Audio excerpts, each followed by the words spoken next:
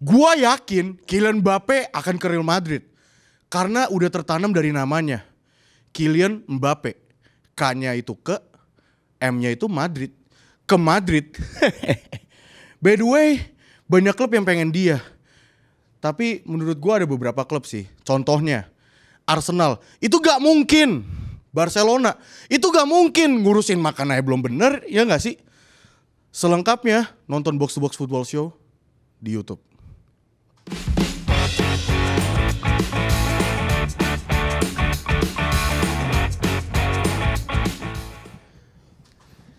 Sebuah opening yang cukup nyebelin dari Kim Jong Un. Kim Jong Il nih mah.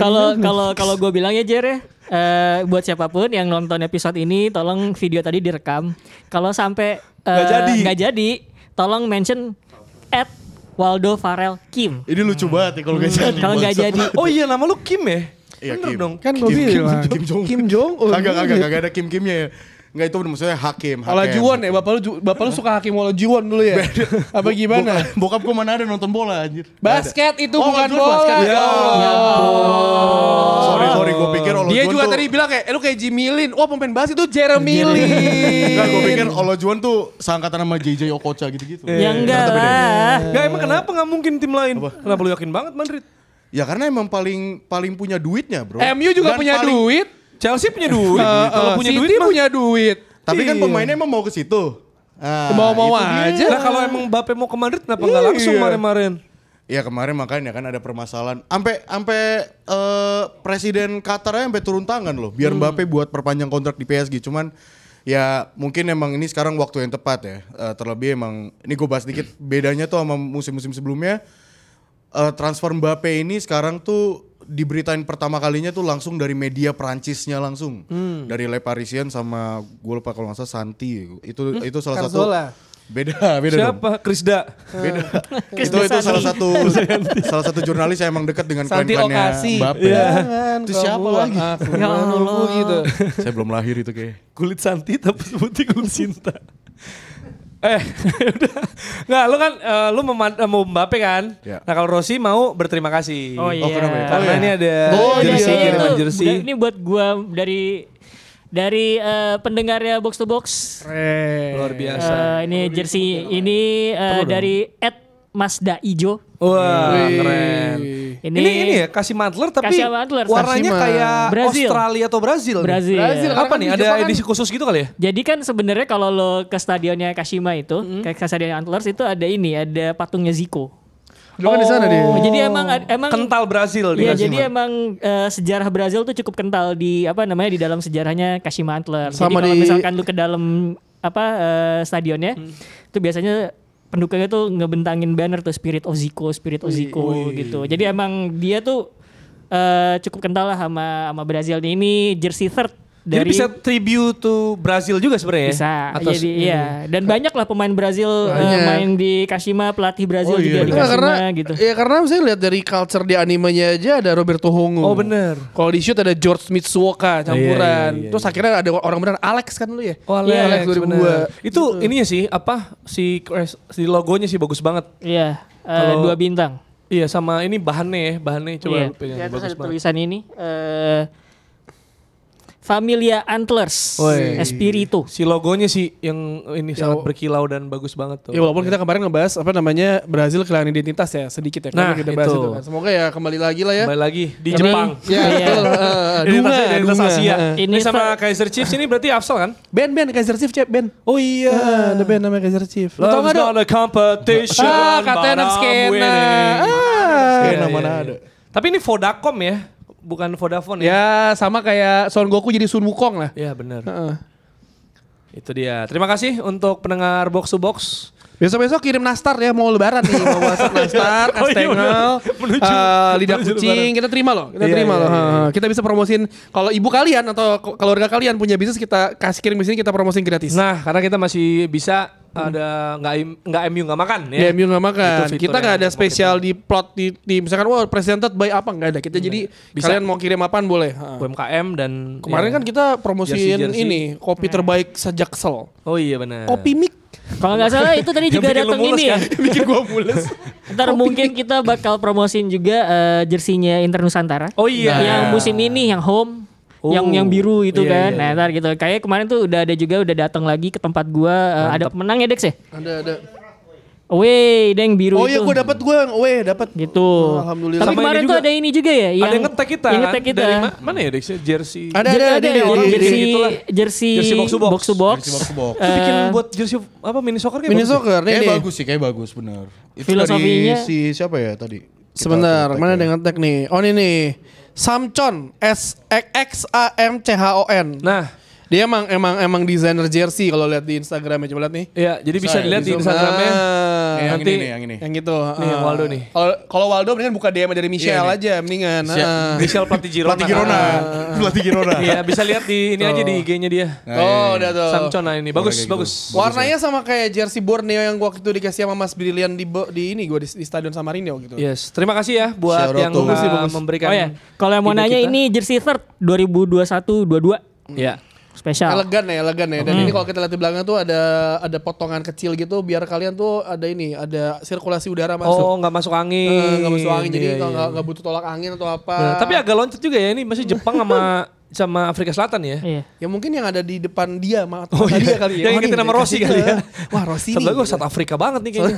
Waka-waka. Itu dia. Tapi yang kita bisa terima ya kalau ada produk-produk Betul. masuk begitu Betul. kan. Nanti kita akan promosikan. Yang kita bisa terima adalah pengusutan Kanjuruhan yang tidak berjalan mulus nih. Iya. Karena Arema juga minta dukungan supporter sebenarnya pasca tragedi Kanjuruhan. Dan ada cara Widodo memoles mental pemain. Nah, ini sebenarnya dia bilang kayaknya sih udah kebiasa main tanpa penonton kan. Sekarang mereka tergusur sampai Bali kan.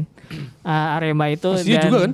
dan terseok-seok kan di papan bawah. Jadi sebenarnya Widodo tuh udah tidak mengkhawatirkan main dengan penonton apa enggak Karena yang gitu. penting Karena pemain udah biasa.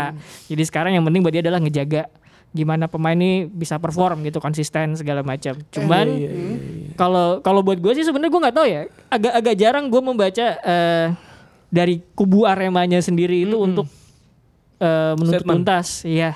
Apa Itu mungkin karena mereka takut kurang kenceng aja menurut gue sih salah kalau boleh takut kritik. salah ngomong kali. Maksudnya salah statement ntar diserang lagi karena gue nggak tahu ya apakah mungkin ada penonton box to box ini yang asli orang Malang, apakah kalian masih mendukung Arema setelah kejadian tersebut dengan segala macam kejadiannya kan atau gimana? Sama sebenarnya kalau misalkan kita ngomongin usutan Kanjuruhan tuh dimanapun ya, nggak di komen YouTube atau di Instagram gitu masih suka usut tuntas supporternya. Biasanya masih kayak gitu. Jadi selalu ngebelok gitu loh. Pembicaraan ini tuh selalu ngebelok usut tuntas supporternya. Jadi menurut gua mungkin ada faktor bahwa supporter turun itu juga ikut, cuman berulang kali dibantah juga sama orang bahwa sering banget kejadian supporter turun atau masuk ke dalam arena. Tapi makanya yang nggak kalah penting adalah bagaimana menangani supporter yang masuk ke dalam arena itu sebenarnya yang juga dibicarakan. Makanya kemudian ini masuk ke pengadilan segala macam kan gitu loh maksudnya. Iya. Makanya Ronaldo tuh dipanggil Bang Dodo karena Widodo dipanggilnya Mas Dodo. Widodo, kamu ora ono. Ih, ngeliat apaan lu? Contekan. Lu tadi, Lihat. Berita Kylian Mbappe. Lah bro. kita nggak bahas Mbappe, kita bahas MU abis ini. Oh ya udah. Lu lupa kita Lah kita pas Markus Thuram. Ini ngapain kesini? Saya dipaksa. Oke, kalau seperti tadi kita bilang di opening ya kita akan ngebahas soal Kylian Mbappe yang lagi Yap. rame banget. Sebenarnya udah rame dari musim-musim lalu. Tapi Iya. baru kata Waldo, ya menurut Waldo, ini baru @media Madridista. Ya. Yap. Shout out. Tahun ini beda keramaiannya dan kepastiannya. Karena lebih meyakinkan karena Mbappe juga bilang ngasih statement bahwa ya gue mau cabut dari PSG di akhir musim dan itu yang gak terjadi sebelumnya. Betul. Silakan, Dok. Jadi emang perbedaannya yang tadi kayak gue singgung di awal ya, dimana di musim ini tuh media Prancis duluan yang benar-benar ngeberitain. Biasanya tuh media Spanyol, entah dari jurnalisnya Real Madrid, Jose Felix Diaz atau Josep Pedrerol. Cuman sekarang tuh lagi gencarnya tuh dari Le Parisien dan lain-lain. Dan emang kelihatan sih dari Mbappe-nya sendiri nih sebenarnya mungkin ngelihat PSG ini tracknya juga udah mulai berantakan gara-gara Neymar juga udah pada cabut dan Messi juga cabut ya dalam satu musim kalau nggak salah ya, satu musim yang sama. Dan di surprisingly-nya tuh adalah dia tuh ke-triggernya pada saat mulai Erling Haaland tuh menang ini loh, yang dia menang Trophy Globe Awards di Arab itu loh. Nah itu tuh banyak yang bilang teorinya tuh si Mbappe tuh langsung kayak panas gitu. Dugaannya. Dugaannya bukan teorinya. Dugaan lebih tepatnya dugaan. Soalnya terkadang banyak momen di mana Haaland habis menang UEFA Champions League tiba-tiba media tuh pada manas-manasin lagi dan lain-lain. Nah ini tuh sekarang kayak bener-bener fix bisa dibilang kalau kita sih gue berani jamin 90% ya. Karena Ke Madrid. 90% ke Madrid. Atletico apa Real? Real Madrid tuh. Tapi kalau Atau Allah tidak rival menghendaki kami. gimana Nyet? Apa? Kalau Allah tidak menghendaki. Ya sudah. Kalau menurut gua sebenarnya even ya tapi ini enggak kita bahas dulu yang Mbappe-nya dulu deh ya. Maksudnya banyak banget selain Le Parisien, Fabrizio Romano yang biasanya musim-musim lalu tuh kayak agak safety dalam wording kata di Twitter dan lain-lain. Sekarang tuh udah kayak meyakinkan gitu. Oh yes, Real Madrid Mbappe salah satu tujuannya hanya di Real Madrid gitu. Bahkan Ibrahima Konate kemarin pemain Liverpool ditanya juga menurut lu gimana kalau misalnya Mbappe ke Liverpool? Terus Konate cuma ketawa, kita semua tahu lah Mbappe itu mau kemana gitu. Liverpool? Ya. Makanya dia gak pernah ngomong lagi. Gitu. Ya De Gea juga mau ke Madrid hampir banget itu. Tapi gak jadi. Beda konteks. Gara-gara masih Fax. Beda konteks. Cuman ya balik lagi maksudnya si Kylian Mbappe ini bisa dibilang 90%. Udah banyak media yang bilang. Bahkan berita terakhirnya. Berita terakhir ya, cuman ini dari Marca ya. Maksud gua ya nggak usah terlalu diyakinkan iya banget karena Marca ini kan emang agak pro Madrid kan sebenarnya. Ya tapi menurut gua dengan emang pro gak sih? Emang pro Madrid. emang pro Madrid, cuma maksudnya Marca ini benar-benar kayak secara nggak langsung ngeberaniin dirinya, dia bilang baru aja berita terbarunya baru banget nih. Dia bilang kalau misalnya si Kylian Mbappe ini udah tanda tangan kontrak dengan Real Madrid sampai 2029. Wah anjay. Jadi ini sebenarnya udah bisa 5 dibilang tahun ya pasti udah ada kontak langsung dengan Mbappe dan lain-lain gitu. Dan kalau banyak yang nanya alasannya kenapa sih kok dari kemarin kayak si Mbappe tuh dihalang-halangin mulu, kayak gagal mulu ke Madrid gitu kan, akhirnya mesti nunggu 3 tahun kemudian Madrid habis menang UCL dan lain-lain gitu. Ya itu alasannya karena emang dipersulit selain emang dari pihak klub, itu sama dari keluarganya juga. Ibunya Mbappe tuh ternyata emang nggak semua orang tahu, ternyata emang ibunya Mbappe ini nggak seperti ibu pada umumnya. Ternyata emang dia tuh, ibu pada gimana umumnya? ibu pada umumnya? bukan, ternyata tuh ibunya ini tuh emang sekaligus jadi agennya Mbappe juga. Maksudnya dia tuh emang ngerti tentang bisnis gitu loh.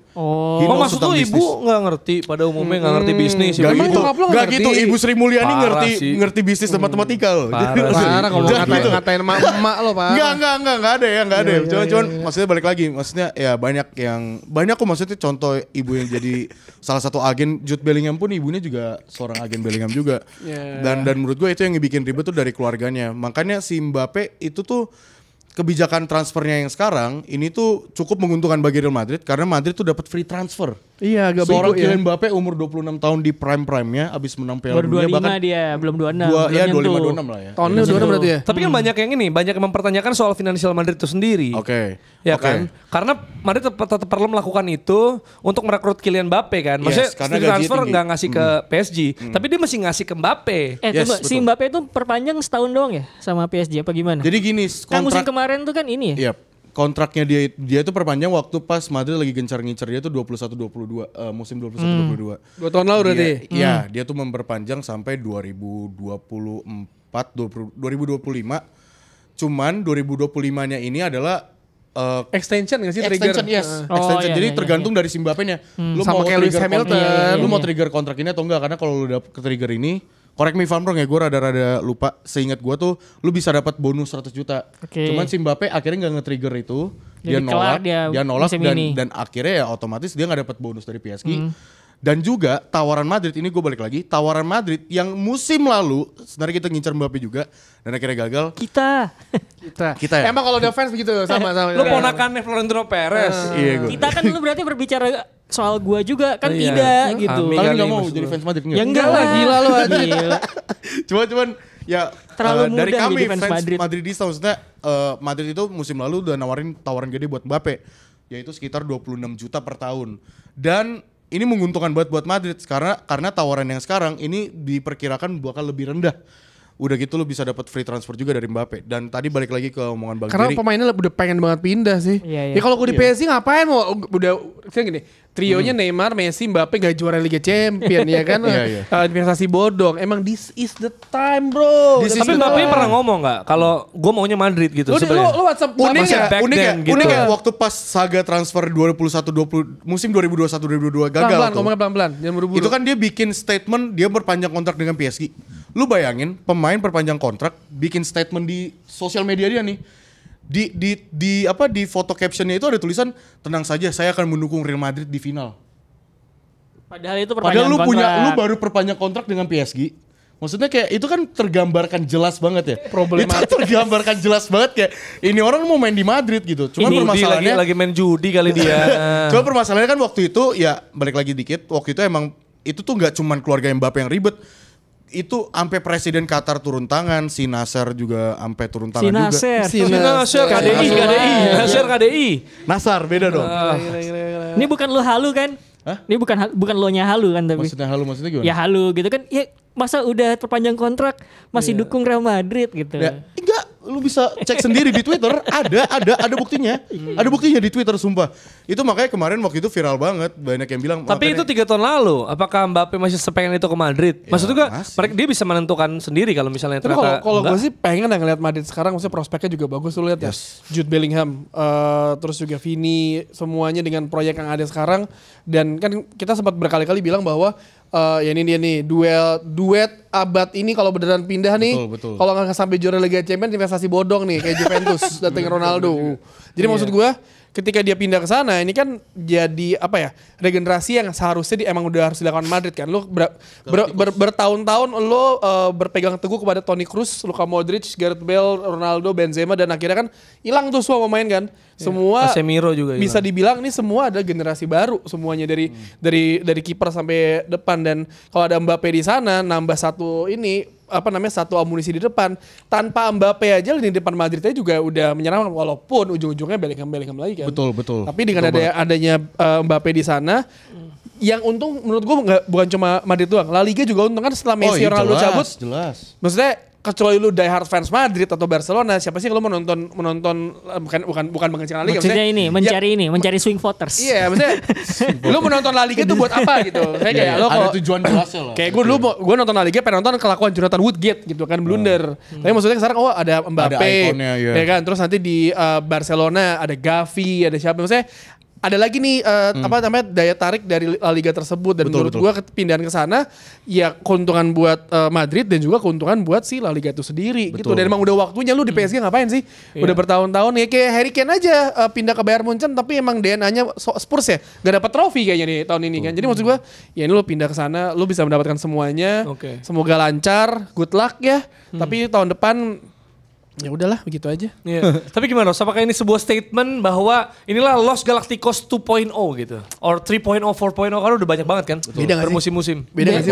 Beda. Tapi dengan pemain yang muda. Maksud gue kan sebenarnya ini rising kan dari beberapa Jadi, yang tadi disebut Tio. Sebenarnya kan kalau ngelihat Real Madrid sepanjang sejarahnya ya, seenggaknya setelah 2000-an lah ya, setelah 2000-an. Itu kan banyak banget ngumpulin bintang, makanya kemudian kita mengenal dengan Los Galacticos gitu. Bahkan berlanjut sampai eranya Ronaldo, Kakak, Benzema dan segala macam gitu.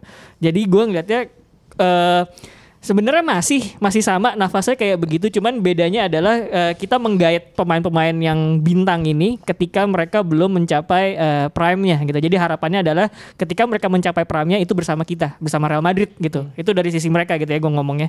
Dan sebenarnya ini menunjukkan bahwa sebagai sebuah klub besar gitu ya, sebagai sebuah klub raksasa, Real Madrid tuh ingin mencoba untuk stay ahead di depan kompetitor-kompetitornya gitu. Dan gue ngelihat sebenarnya cara-cara Madrid bekerja itu ya sama kayak kebanyakan klub-klub besar Eropa modern pada umumnya gitu. Ambil contoh ya Manchester City di Premier League gitu. Gue pernah baca bahwa City ini dijalankan seperti sebuah perusahaan modern, di mana intinya kalau bisa kerugian itu ditekan sekecil mungkin, kesalahan tidak ada sama sekali, dan kalau bisa margin sekecil apapun atas kompetitor itu diambil gitu loh. Jadi dan itu yang gue lihat kenapa banyak klub-klub modern, klub-klub gede modern di sepak bola itu berusaha banget strategi itu cermat gitu. Kita berusaha untuk stay ahead di depan kompetitor-kompetitor kita gitu. Walaupun tentu saja caranya beda-beda ya. Dan kalau lo lihat Manchester City sama Real Madrid ya mungkin pakai pendekatan ya karena mereka banyak duit gitu, pakai pendekatan membeli bintang atau membeli calon bintang gitu. Sementara kalau misalkan yang agak sedikit duit yang gak banyak kayak mungkin di Bundesliga Bayern Munchen gitu ya, lo lebih cermat lagi gitu loh untuk membeli pemain segala macam. Tentu saja cara-cara ini belakangan tidak digunakan oleh klub-klub gede aja. Kita bisa ngeliat Brighton, Brentford di di Premier League itu kan juga pakai pendekatan bahwa gimana caranya nih kita dapat marginal gain yang meskipun tipis, oke lah. Dan kesalahan membeli pemain atau ketika building squad itu ditekan sekecil mungkin gitu. Dan kebetulan kan tadi Waldo juga udah ngebahas soal pendekatan finansial gitu ya. Gue kan sempat baca-baca juga tuh ada beberapa media yang gue lihat memberitakan finansialnya Madrid, Reuters, EP, terus kemudian AS kalau nggak salah ya, AS sama Marca lah. Jadi sebenarnya kalau misalkan ditanya kapan saat yang tepat untuk membeli Kylian Mbappe atau mendatangkan Kylian Mbappe, ya sekarang gitu. Kenapa? Karena kalau ngelihat laporan keuangannya Madrid bagus banget dari 2021, ntar dulu. Sebentar. Oh, oke. Jadi kalau lihat kan sebenarnya laporan finansial musim ini tuh belum keluar gitu. Jadi yang lo bisa lihat adalah musim 2021, 21-22 sama 22-23 yang udah berakhir gitu. Nah, dari situ yang paling kelihatan adalah penurunan pengeluaran buat gaji gitu. Nah, kenapa pengeluaran buat gaji menurun? Karena udah banyak banget nih bintang-bintang yang keluar gitu, Hazard gitu Benzema gitu. Varane, jadi itu tuh bisa ditekan pengeluaran gajinya sekarang dan itu lebih kecil dari jadi kalau misal bandingin 21-22 sama 22-23 itu ada penurunan. Betul. Gitu. Dan di Eropa sana ada yang namanya Asosiasi Klub Sepak Bola Eropa. Itu ngasih penekanan bahwa kalau bisa pengeluaran klub dalam 1 tahun itu jangan sampai buat gajinya itu mencapai 70% gitu. Nah, Madrid dari total pengeluaran buat gajinya itu cuma 54% gitu. Jadi sebenarnya masih sehat nih kan. Clean banget. Nah, jadi kan kalau misalkan Mbappe kan yang dikhawatirkan bukan cuma ininya ya, bukan biaya transfernya gitu, tapi gajinya. Kalau tadi 5 tahun, 5 musim ya, 2029 itu kan lumayan. Ada estimasi lu bisa ngeluarin sampai 500 juta euro mungkin sampai 2029 gitu. Jadi ketika gaji sekarang lagi bisa ditekan ya udah gini, bisa ini masuk slot buat Mbappe gitu. Dan tambahan satu lagi, pemain ketika ditawar Madrid nggak mungkin bilang enggak gitu. Maksudnya beda misalnya gini, ada tim besar dan ini namanya Madrid, Barcelona. Ketika mereka nawar lu nggak mungkin bilang enggak. Itu menjadi salah satu bagian Madrid, kayak misalkan ada pemain A gitu, gajinya mungkin gede banget. Ketika lu Madrid karena dia hasratnya gue pengen main di Madrid, nggak apa-apa deh gaji gue dipotong nggak sebesar yang sebelumnya lu datang. Jadi itu kan jadi keuntungan juga. Ya, ketika pemain udah mau pindah, ya lu mau bikin mikir apa lagi? Maksudnya ya bargain power udah gede banget. Dia nama Real Madrid lah ya. Gitu. Betul, gue nambahin dari Bang Rossi juga ya. Maksudnya ya Madrid emang secara finansial juga tiap musim tuh Madrid juga ngeluarin data duitnya juga di websitenya. Oh pasti enggak, tapi klub Eropa kalau lo mau nyari laporan keuangannya tuh gampang sebenarnya. Dikeluarin kok tiap akhir musim. Nah, Madrid pun juga demikian tahun gitu. Sebenernya. Permasalahannya itu kan kemarin banyak kayak ada beberapa media bahkan jurnalis Inggris juga bilang Sam Wallace tuh itu sebenarnya dia rada nggak terlalu suka dengan Madrid ya karena emang ini banget. Jadi sebenarnya tuh dia Suzon lu. Iya itu tapi benar maksudnya beritanya tuh dia terlalu ini. Dia? Ya pokoknya intinya Madrid tuh dia tuh bilang Madrid tuh ada kecurangan dalam finansial kalau nggak salah dan setelah itu Madrid ya ngebungkam, maksudnya bilang ya sebenarnya kita ngeluarin kok data keuangan kita tiap ini. Si Wallace itu tuh ternyata keselnya adalah karena dia nge-email ke Madrid nggak dibalas sama Madrid tentang finansial keuangan gitu. Dia gak dibalas sama ya ini orang siapa gitu. Orang gue tiap ngeluarin keuangan juga di website Lau sokap bro. Nah jadi pada akhirnya ya intinya gitu. Banyak yang bingung tuh karena kan Madrid kan abis bikin renov stadion dan lain-lain gitu. Kok duitnya gak berkurang? Well duit renov stadion itu dengan duit transfer tuh berbeda gitu. Itu ada pembagiannya masing-masing. Dan duit stadion itu kita tuh minjem ke bank dan juga kerjasama. Ya kami minjam ke bank dan juga bekerja sama Madrid dengan Six Sense ya. Gitu. Yes. Coba pelan-pelan, jangan dikeluarkan jiwa fansnya. Coba sebagai Real Madrid meminjam kepada bank. Real Madrid dan juga saya meminjam kepada bank. Enggak, lu enggak meminjam lah. Bilangnya Real Madrid, boleh enggak? Ya, Real siapa Madrid. tahu nih ada produser TV, Lu Waldo nggak usah cocok ngurusin jadi Madrid, lu gitu. skripsi lu dulu kalau lu sih. Iya, Real Madrid dan juga dia tuh meminjam ke bank meminjam ke 6 bank berbeda setahu Oke. gua, dan juga dia kerja sama dengan Six Sense juga ya. Pokoknya Six Sense itu tuh Six yang- Sense. Iya, Six Sense tuh adalah Bruce organisasi yang bakalan ngebawa kayak NFL atau WWE itu kemungkinan bakal ada di Santiago Bernabeu gitu. Jadi itu mereka juga nerima keuntungan, tapi bukan berarti Madrid itu menjual saham. Karena Madrid sendiri itu bukan menjual aset juga, tapi itu adalah bekerja sama gitu. Jadi Six Sense dan itu dapat 30% dari Partnership situ. ya. Yes, dan Madrid terlebih Santiago Bernabeu juga bakal kelar kemungkinan paling lama 2025. Harusnya 2024 nih kelar. Tapi udah dipakai ya sekarang kan? Iya, cuman masih belum kelar di berbagai infrastrukturnya dan Ya nggak apa-apa lah. Ini apa mood apa proyek mangkrak gitu coffee shop. Coffee shop. Ya kan, mood proyek mangkrak, coffee shop kerikil gitu kan. Iya, gigi. Semen gak belum beres itu. Belum beres. Iya bener. ya kan? Abu-abu. Yoi.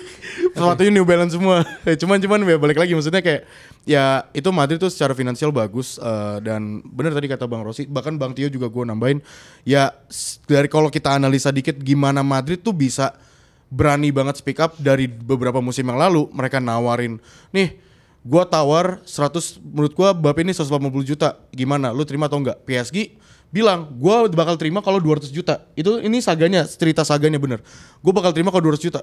Madrid mikir dong, 200 juta terlalu tinggi nih buat pemain yang emang kontraknya tinggal setahun lagi. Kayak terlalu tinggi ngapain juga gitu kan. Ya udah tapi karena Madrid emang lagi butuh banget dan saat itu emang lagi kehilangan. Bayangin dalam satu musim Ramos dan Varane juga cabut. Madrid butuh kedalaman skuad lebih bagus. Striker backupnya cuman Mariano Diaz ya. jadi kayak ya kita butuh ya udah nih gua kasih 200 juta. Ternyata PSG nggak nerima. Dia bilang, "Oh, sorry deh, gue naikin lagi." Gimana kalau misalnya 250 juta, kalau 230 sampai 250 juta dia nawarin gitu. Madrid kesel dong, dengan hal itu Madrid kesel. Ya udah deh. Ini final decision gue ya, gue tawar take it or leave it 220 juta, lu ambil atau enggak? PSG masih tengil, gue nggak mau ngambil. Udah, kalau lu emang mau Mbappe 250 juta dari sekarang. Ya udah, itu secara nggak langsung menunjukkan Madrid dengan disiplin, maksudnya kayak menunjukkan kayak lu gak nerima tawaran gue, ya udah fine, gue cabut dengan tengilnya mereka ngambil Camavinga yang diincar PSG 2 musim berturut-turut dengan gampang. Lu mau masuk Madrid gak? Oh ya udah fine, ya udah masuk 25 juta dalam 3 hari doang kayak. Jadi tuh si pihak Madrid dari PSG dia ke Camavinga tuh Rennes ya kalau nggak salah, gue rada lupa. Rennes. Ini Dia ke Rennes ke Camavinga abis itu dapat. Terus ya sekarang dibuktikan lagi gitu, kayak pembuktiannya adalah ya sekarang bagaimana Real Madrid punya privilege gitu, pemain tetap mau ke Madrid gitu. Karena balik lagi, sekarang menguntungkan buat Madrid. Oh, lu kemarin tawaran gue yang 2 kali lipat lu tolak. Ya sekarang sorry tuh gue gak bakal ngasih lu lebih gitu. Gue bakal dapat Mbappe secara gratis dan Mbappe pun juga harganya dari 26 juta per tahun.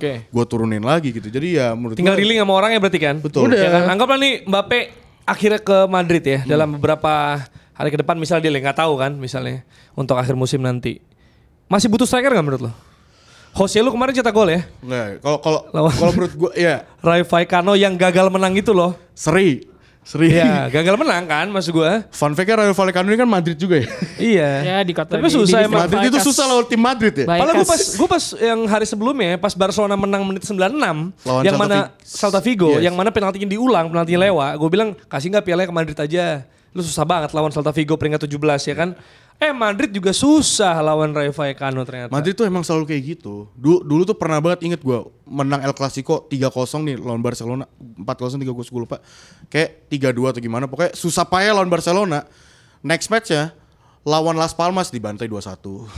Gak bantai dong. Ya, 2-1 gak bantai Menurut gue dong. 2-1 tuh pembantaian karena Las Palmas tuh peringkat berapa? Ya, Ini apa Rayo sih, Vallecano men. kalah Rayo Vallecano doang, peringkat dong. 17 dan tapi Belum pernah 7-0 kayak MU Liverpool kan? It always happen on football, right? Maksudnya kayak Tapi bukan pembantaian dong. Nggak, lu salah diksi, salah diksi. Fine, bukan pembantai. Cuma menurut gue POV gue itu pembantaian. Coba Karena kamu 2-1 pembantaian enggak? Enggak kan? Mengada-ngada ini orang nih. Menurut gue 2-1 pembantaian karena menurut gue kayak ya ini benar-benar disrespect banget, men. Itu peringkat 17 gitu. Emang kalah mah kalah aja udah. Iya, ya gue enggak seri kita. Maksudnya kalau Apa sih orang 2-1 sih bahas kalau seri? yang Las Palmas itu ya iya kalah. Cuma maksudnya kalau Iya. ini rival kan seri. Cuman maksudnya ini selalu happen di Ya kenapa tim-tim emang? besar Kenapa? karena Butuh striker. kayak the fairy tale story lu tau gak sih ini Iya. pelatihnya si Rayo Vallecano ini kan baru nih.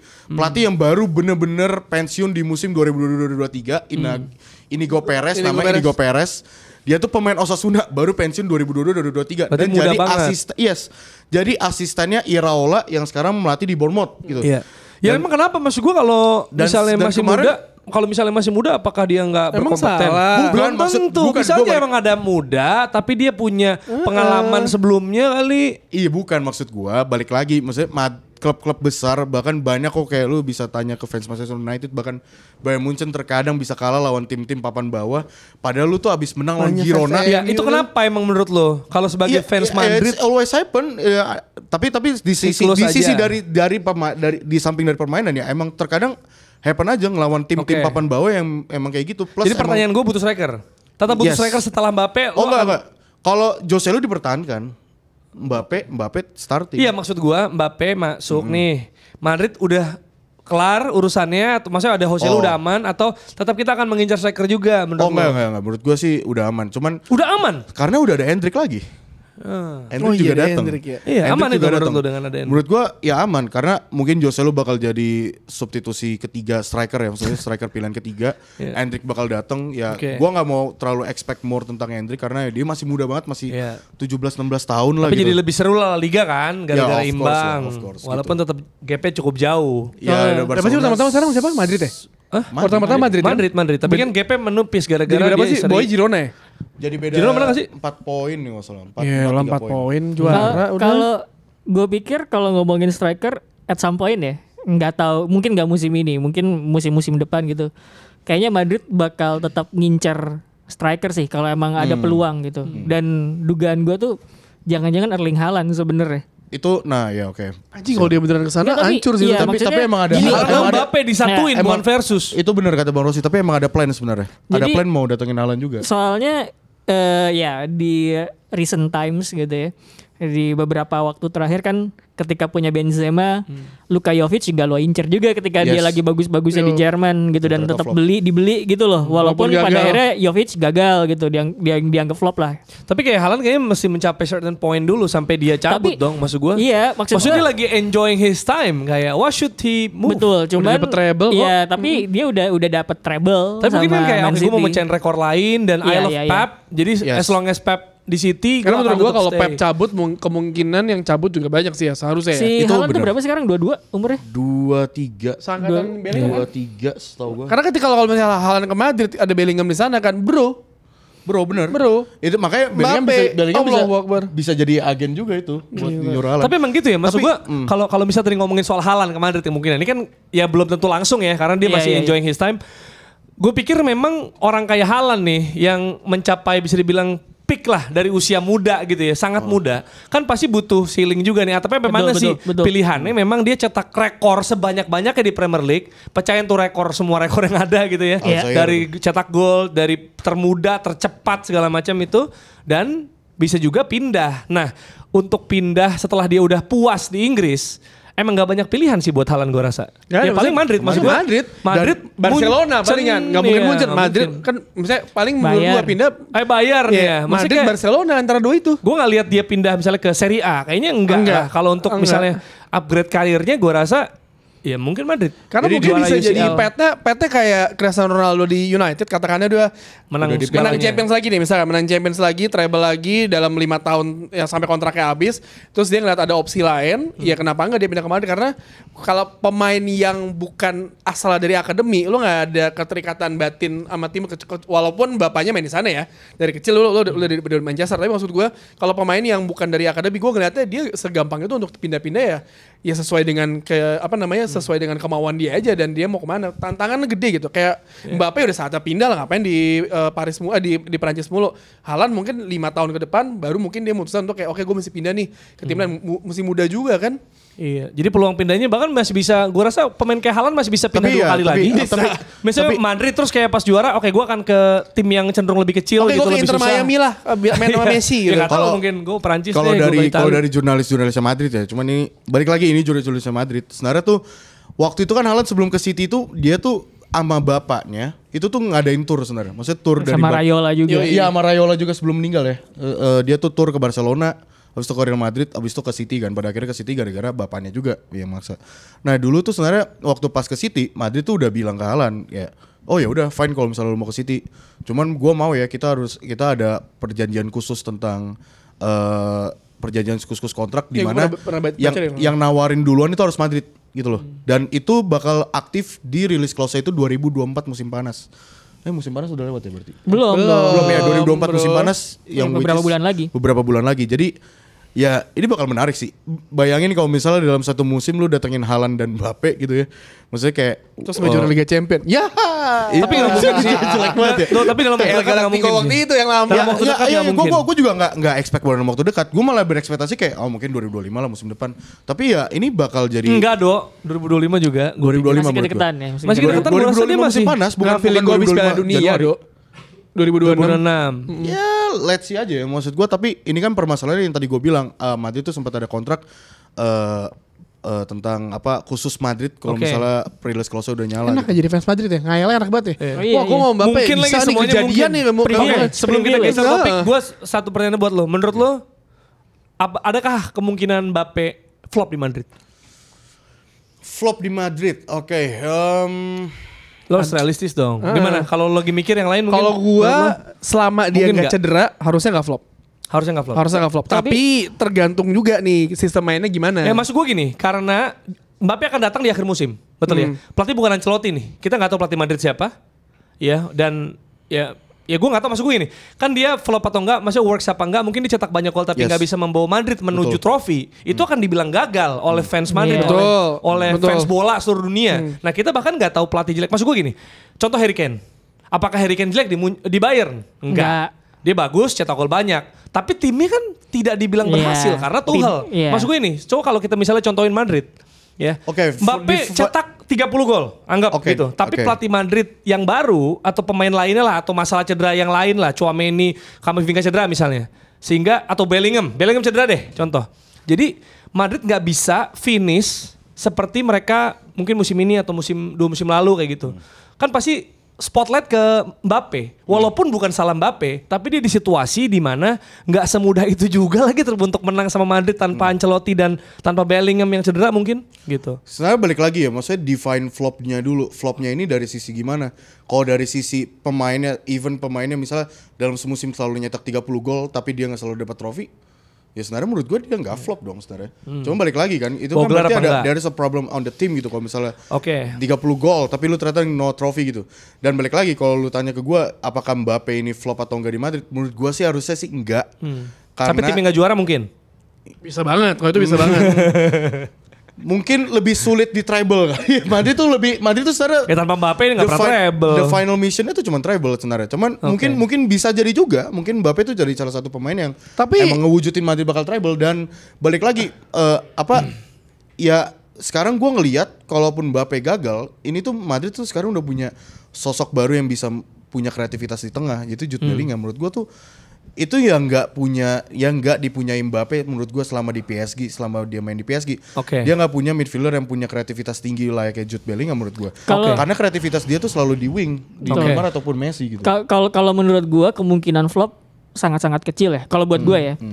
Alasannya kenapa? Karena kalau misalkan Mbappe datang dengan setup Madrid yang sekarang, menurut gue itu cocok banget buat dia. Base-nya gue ngomong gini kayak kenapa ya?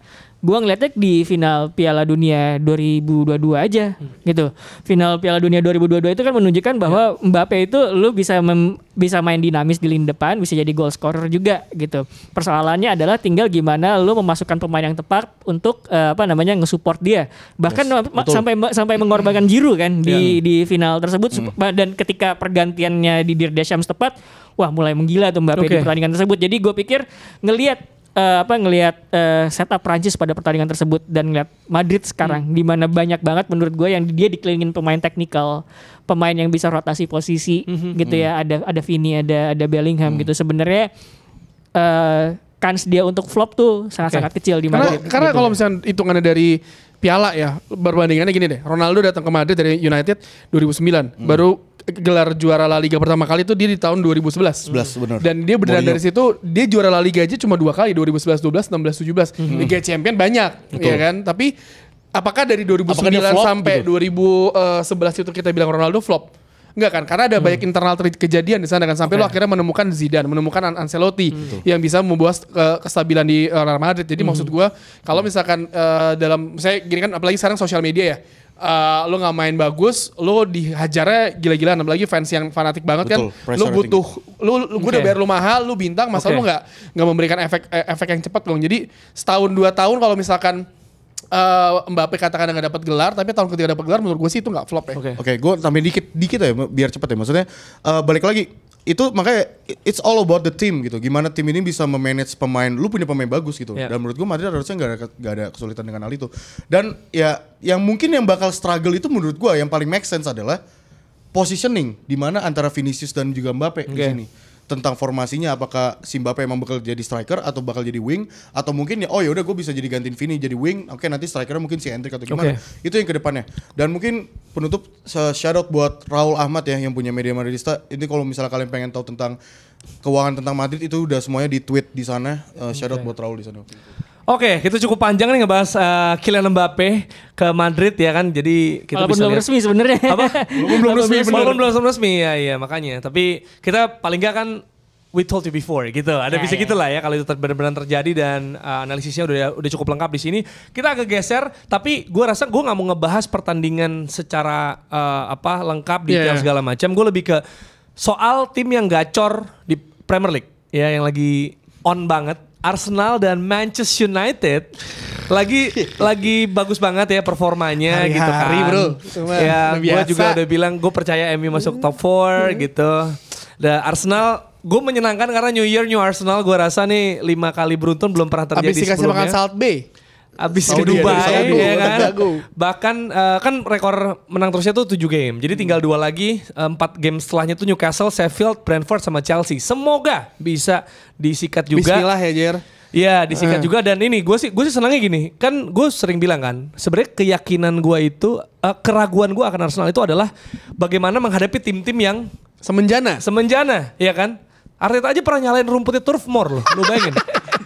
Nyalahin rumput, pernah kayak gitu. Ya, nah, Klopp juga pernah. Ya, exactly. Maksud gue di palingnya dulu 2 laga terakhir, bukan soal skor besarnya yang kalau gue apresiasi itu kemauan dan kemampuan mereka untuk finish the game, kill the game early. Iya itu kemampuan taking control of the game sebenarnya kan. Karena pas lawan, maksudnya kayak Brighton 2-0 waktu itu tapi tegang. Harusnya Pascal Gross masuk tuh 1-1. Terus Nottingham Forest sama Wolves sudah 2-0 sepanjang pertandingan. Terus disamain 2-1 jadi tegang gitu kan. Dan juga lawan kok disamain 2-1?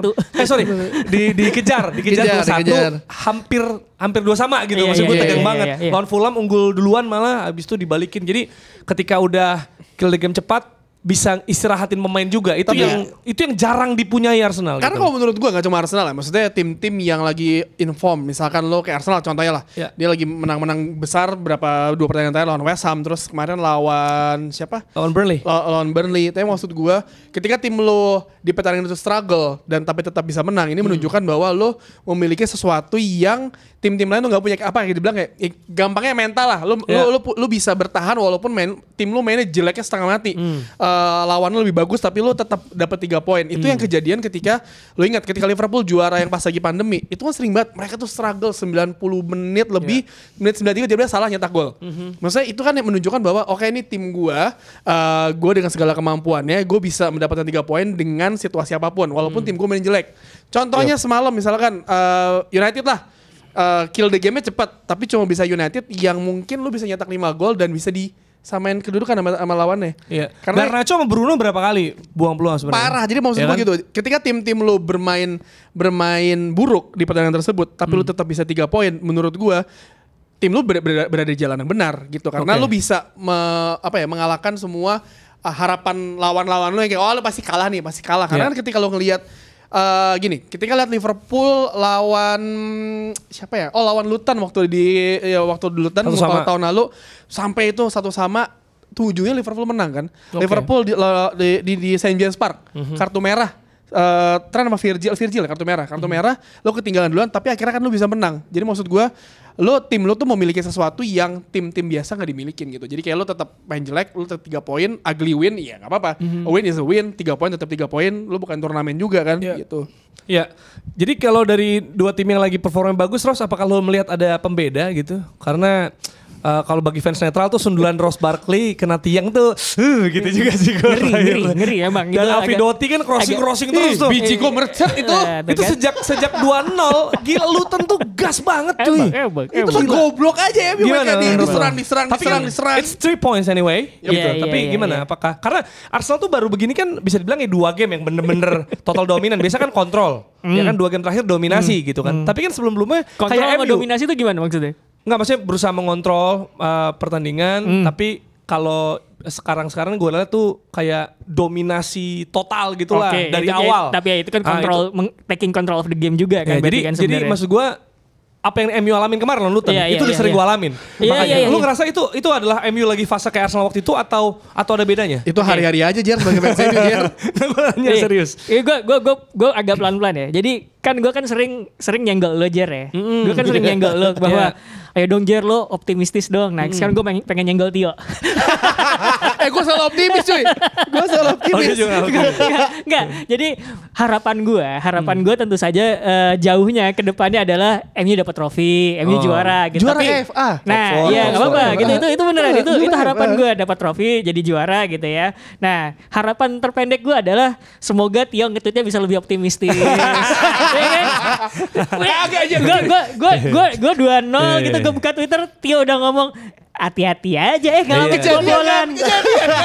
It's a fact bro, it's a fact. Tapi ya kawan-kawan semua. Paling ngerti soal Arsenal gue juga dia paling ngerti sebenarnya. Karena kami mirip sebenarnya. Tapi kawan-kawan ya itulah makanya pentingnya menjaga omongan ya kan. Kalau misalkan lo berharap buruk nanti jangan kejadian gitu loh maksud gue. Tapi gini Ross ya itu kan berkaca dari pengalaman ya. Exactly. Yeah, That's what I said about Arsenal. Ross.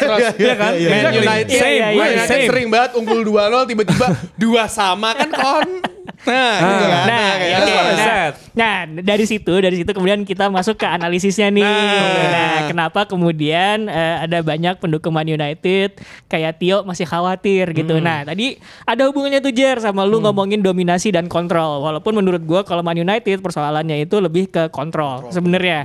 Kenapa mereka tidak bisa kontrol permainan?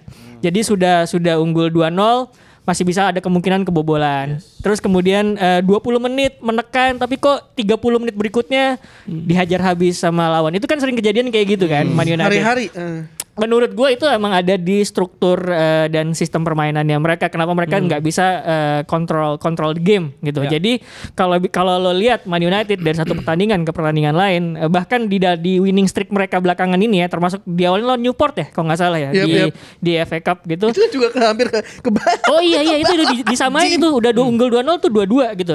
Jadi sebenarnya lo masih bisa ngeliat ada tren yang terus berjalan di Man United dan kenapa tren tersebut terus terjadi. Jadi menurut gue kenapa nggak bisa control the game gitu. Jadi yang gue lihat adalah sebenarnya kalau lo lihat permainan Man United agak terlalu tergesa-gesa itu satu. Jadi gimana pun caranya bola ini sampai depan secepat mungkin. Gitu. Itu yang bisa lo lihat dari ciri-ciri permainannya Man United. Oke.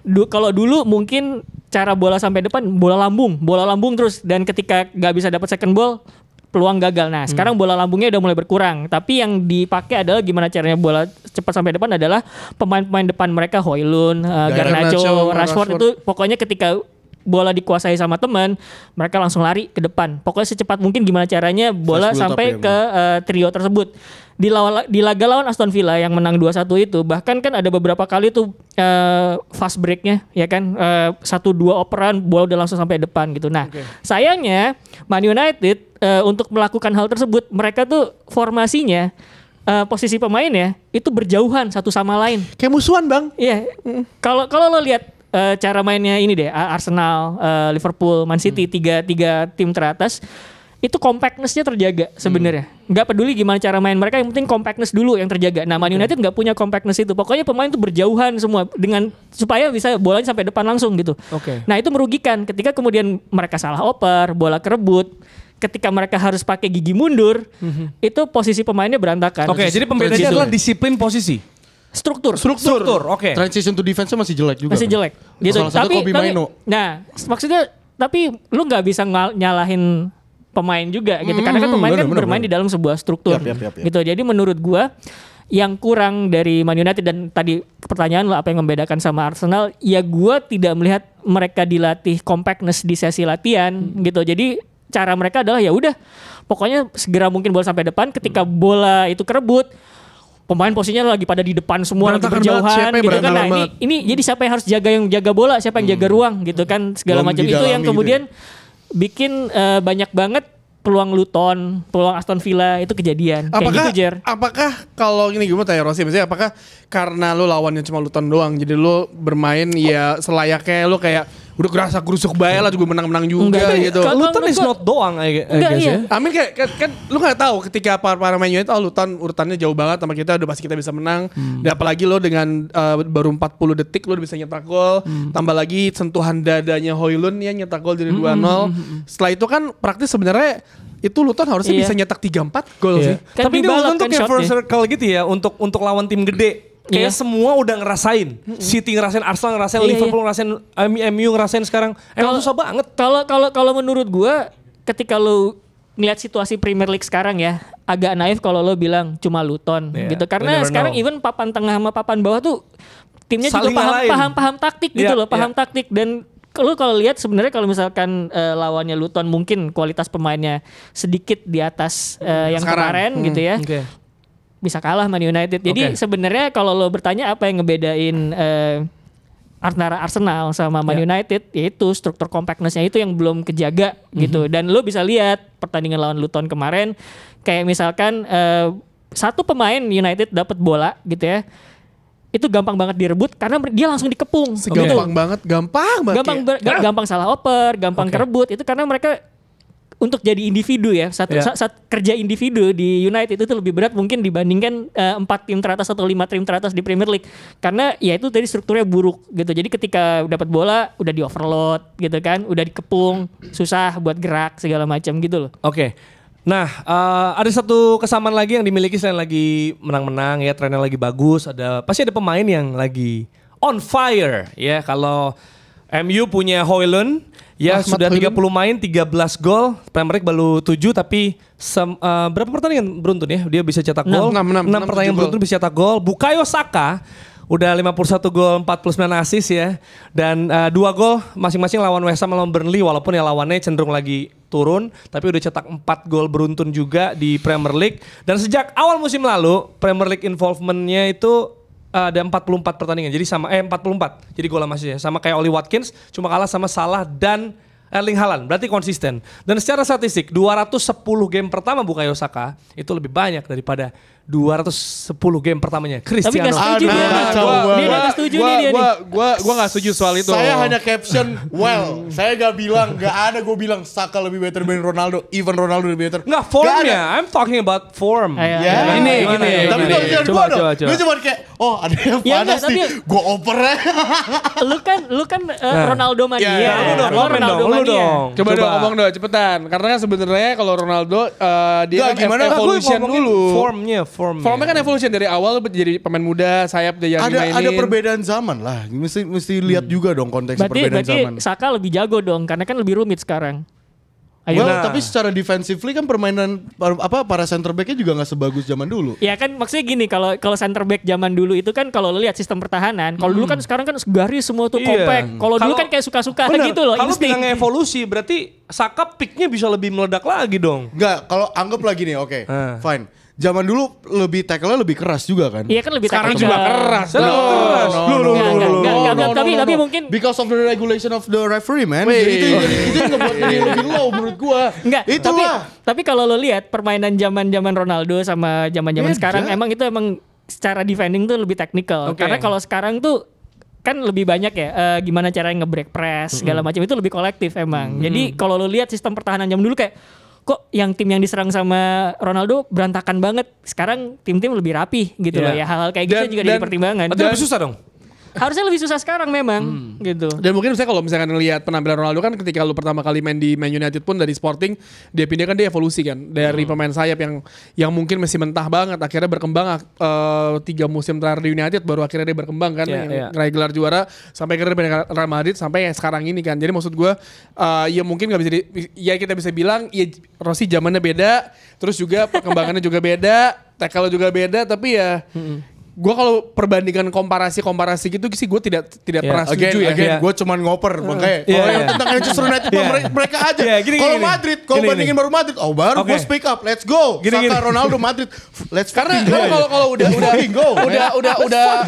udah konten komparasi gitu kayak misalnya dulu ada yang komparasi Van Dijk is better dan Nemanja Vidic gitu kayak semua orang kayak wah berantem ya lo nggak bisa compare apple karena zamannya juga udah beda. Sama kayak waktu dulu yang ada Bang Adiani di sini Kevin De Bruyne dengan Zidane kan.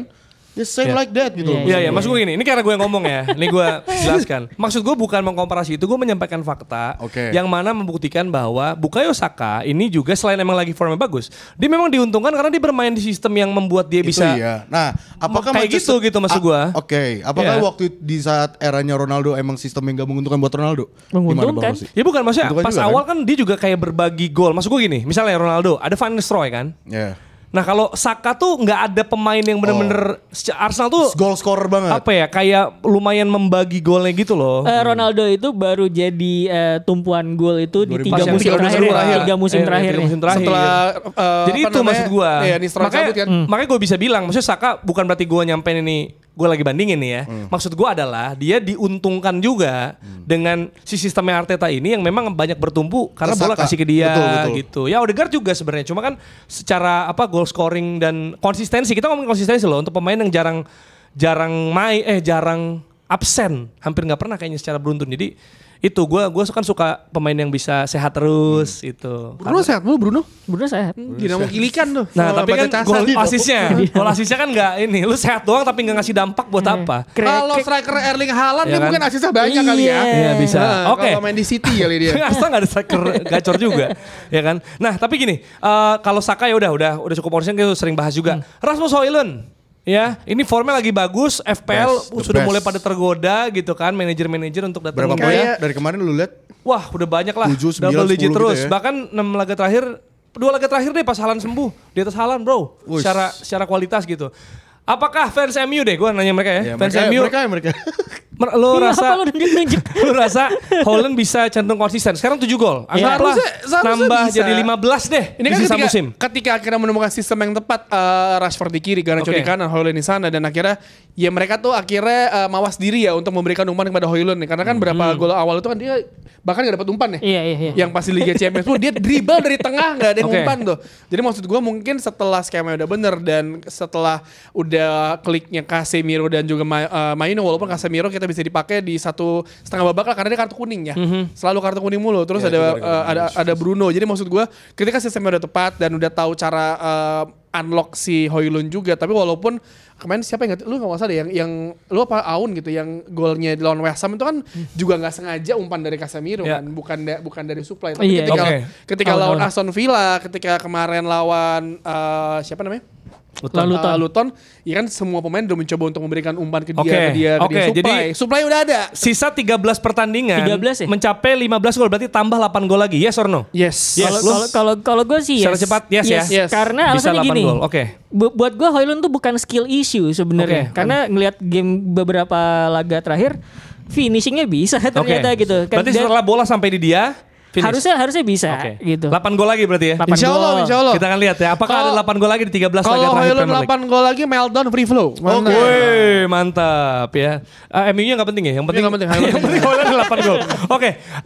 Ini bosan kalau MU lu gak bakal jadi masalahnya. Ini gue mau ngomong juga poinnya juga secara singkat aja ya karena kita udah sering bahas juga tim ini gitu ya. Sebenarnya kalau secara hasil kan Juve seimbang lawan Verona 2-2, Milan kalah sama Monza 4-2, tapi Bayern kalah di 3 laga beruntun untuk pertama kalinya sejak Mei 2015. Kalah sama Leverkusen 3-0, kalah sama Lazio 1-0, kalah sama Bochum 3-2. Yang cetak gol adalah Asano, lagi-lagi jebolin Neuer. Takuma Asano ya. Apakah ini udah makin nyala nih, Tuchel out? Tuchel makin kucel.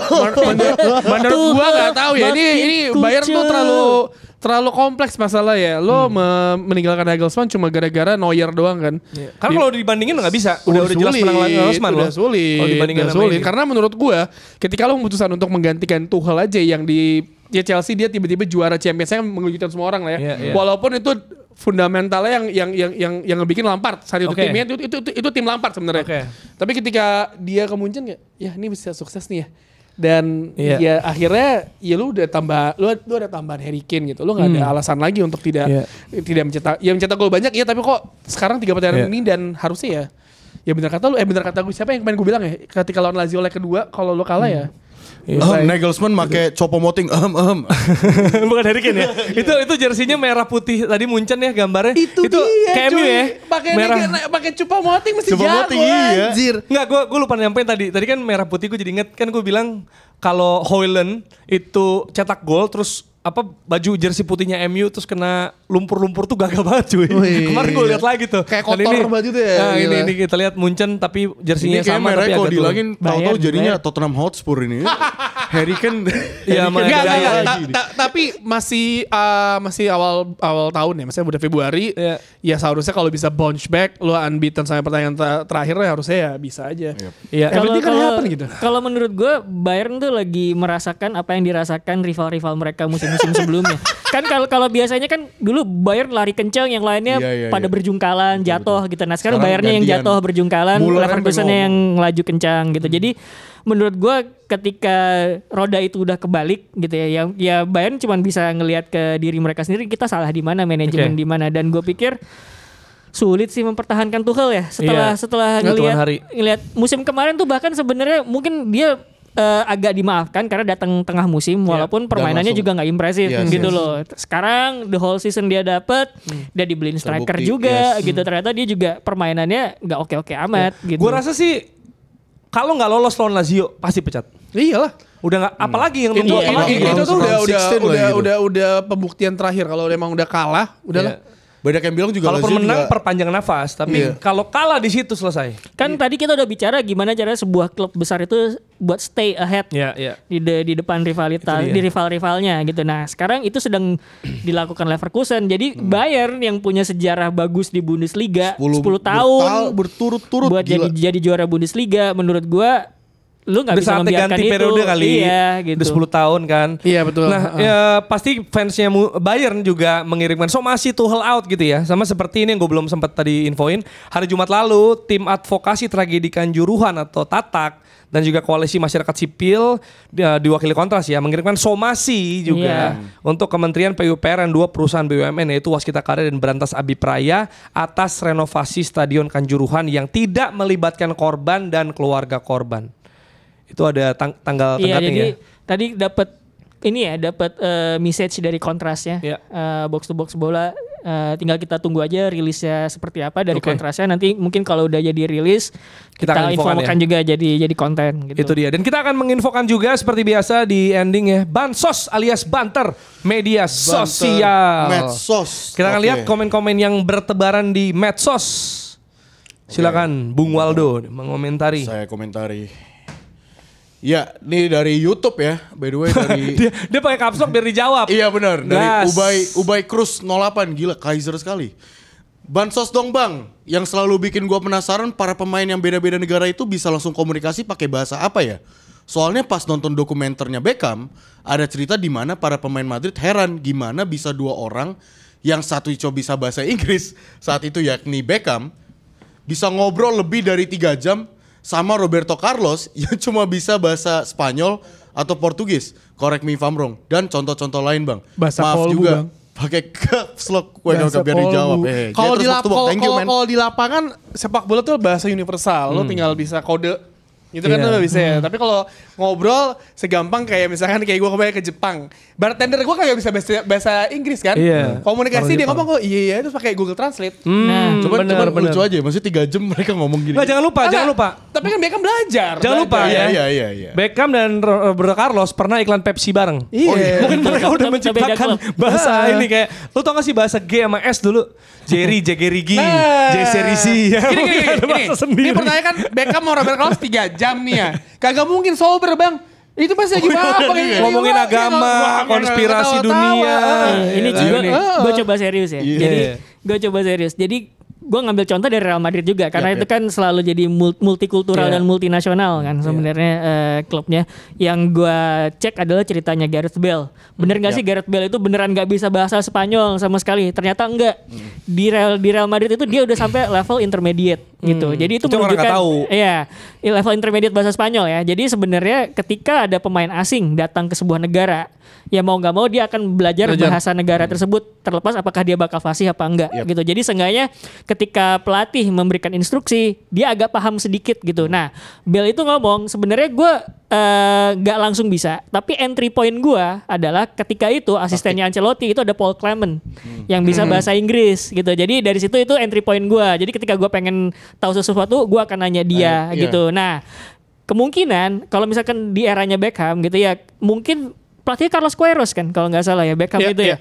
Jadi ada kemungkinan pemain-pemain yang belum bisa bahasa Spanyol karena Madrid harus bahasa Spanyol semuanya instruksinya segala macam itu dia bakal nyari pelatih atau pemain yang bisa connecting dia yang bahasa dengan bahasanya dia gitu.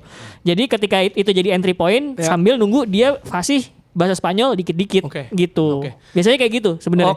Kita next ke bansos komentar kedua. Ini dari Aun. Kita udah sedikit bahas tadi ya. Ross Barkley dapat 1.4 di Euro bisa jadi alternatif buat Bellingham. Caur banget kalau Southgate masih bawa Hendo dan Calvin Phillips yang karena lagi ngusir. Ya benar. Mungkin ini yang bisa menghentikan Maino masuk timnas adalah Calvin Phillips dan Hendo, bukan kemampuannya. Kalau Ross Barkley, bukan kemampuannya. nah itu kan Maino. Kita sering bahas kalau Maino lah. Kalau Ross Barkley, Maino belum kita bahas malah masih jarang. tapi kemarin ada yang enggak maksudnya selipan-selipan kayak Maino harusnya masuk timnas Inggris. Kalau gitu itu kemarin kalau Ross Barkley kita belum memberi banyak apresiasi. Pas lawan Aston Villa, Southgate kan udah datang tuh ya. Datang nonton dia di Villa Park walaupun dia mantan pemain Villa ya. Tapi feeling gue tuh dia datang sebagai KOL ya. Dia tuh datang KOL aja diundang gitu, bukan lihat pemain. Ngapain ujung-ujungnya juga Hendo, Calvin Phillips. Tapi kalau Ross Barkley ya sih harusnya ya. Harusnya masuk ya. Alternatif di antara dua pemain itu harusnya iyalah. Karena ya lu jangan lihat Ross Barkley pas di Chelsea lah, pas di Everton tuh kayak buset bang. Ya sebenarnya tempatnya Henderson sama siapa tadi Calvin Phillips ya diganti nama Barkley dan Maino. Harusnya fair. karena daripada diambil sama Ghana ya kan. Ya ampun. Next. Di sini 36 tahun. Ini pasti ada konteks sebelumnya. Konteksnya apa nih? Coba ini ada lihat. konteks sebelumnya Konteksnya ya. apa? Konteksnya apa nih sebelumnya? Ini konteksnya. Ini pemain muda itu pelatih nggak sih? Pelatihnya Rayo Vallecano. Ini. Ini dulu harusnya ya. Ini dulu. Muda Rayo. Oke. Paling muda Rayo. Oh ini dia 36 tahun. Iya. Ya. Terus tadi muda apa jadi pelatih, komennya? bro. Muda jadi pelatih ya kan. Tapi Nextnya. kalau 36 tahun ada yang udah ya. Ya enggak apa-apa kalau sanggup kan. Kalau misalnya ternyata Gak bisa. ada yang salah di negara ini. gak ada yang salah. Itu dia. Gak ada Yang salah gimana cara Yang penting sesuai mencapainya. aturan aja. Salah mungkin ada ya, cuma Ya. kadang tidak di. Ya, paling Oke, bentar next. lagi pelatih Rayo Vallecano ke tim semenjana tim Inggris tuh.